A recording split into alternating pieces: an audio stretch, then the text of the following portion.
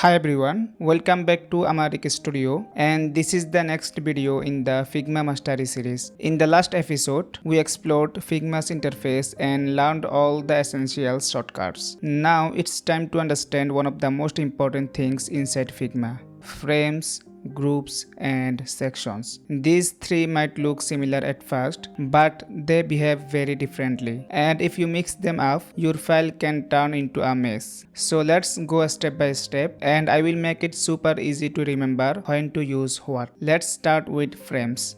Think of a frame as the backbone of your design. It's like a container that holds everything together. You can create one by pressing F on your keyboard or by selecting the frame icon from the toolbar at the bottom. Frames are special because they can contain other frames inside them. This means you can have a frame for your whole website layout and smaller frames inside for your hero sections, navbar, and footer.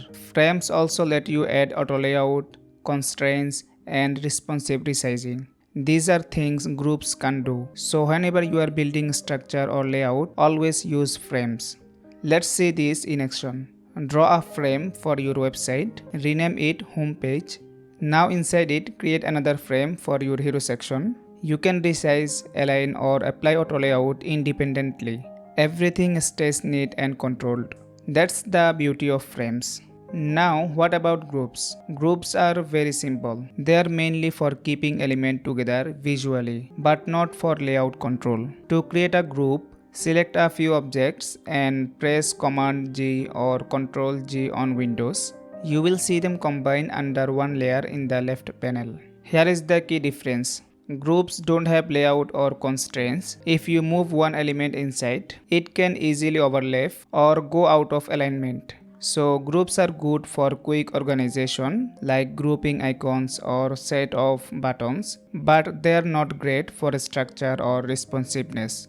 In short, use frames to build layout and use groups just to keep related items together temporarily. Finally, let's talk about sections. Sections are for organizing your workspace, not your actual design. Press Shift S to create one. You can drag it around and put frames or groups inside it. Sections don't affect how your design behaves. They just help you stay organized on large projects. For example, you can have one section called homepage, another called about, and another for components. You can even color code them or collapse them to keep your canvas clean. Sections are perfect for project management inside Figma.